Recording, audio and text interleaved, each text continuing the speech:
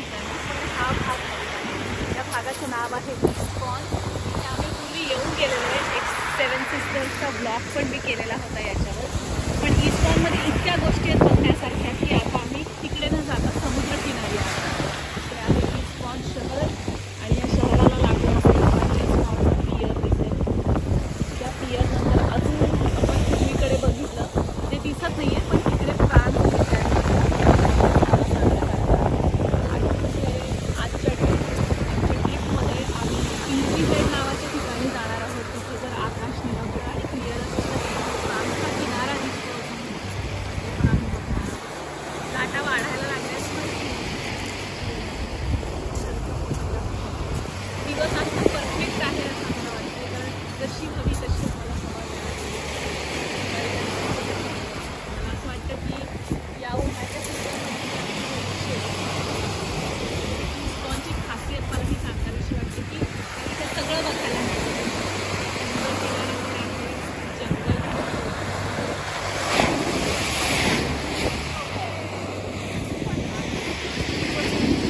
टेकड्या पण आहेत.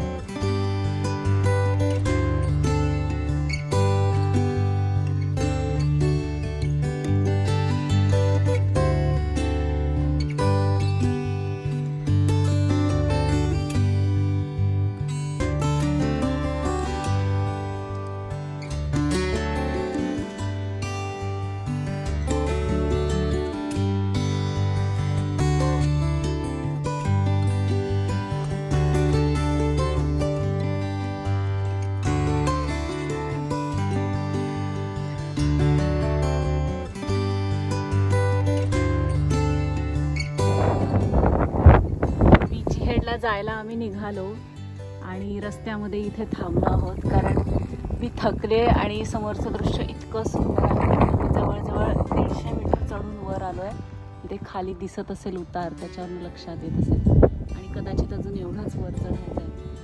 पण हे समोरचं दृश्य इतकं सुंदर आहे. क्षितिज दिसत नाही आहे, आकाशातले ढग आणि समुद्र कुठेतरी एकमेकांमध्ये मिसळून गेले. इतकं सुंदर दिसतंय की शेवटी मी बसले इथे छान. असं वाटतं की इथे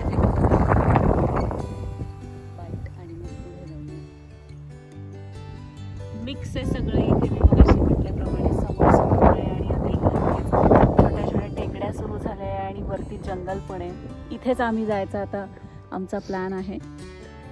आणि छान ढग पण खाली आलेत. आज आम्हाला खूप छान साथ दिली आहे निसर्गाने असं म्हणायला पाहिजे. आता बीची हेडला लाईट हाऊसकडे.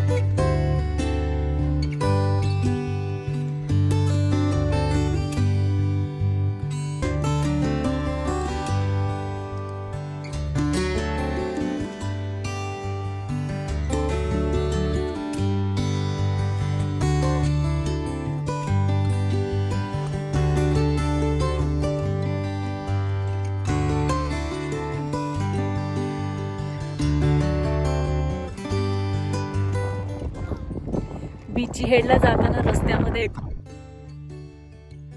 लाईट हाऊस लागतं आणि त्या लाईट हाऊसचे जे फोटो आम्ही बघितले होते ते इतके सुंदर होते.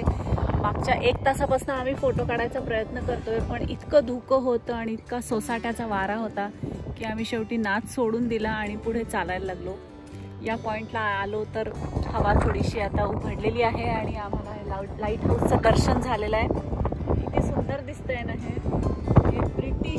ब्रिटिश समुद्र किनाऱ्याच्या प्रेक्षणीय स्थळांमधला हा सगळ्यात म्हणजे 8 सगळ्यात प्रेक्षणीय.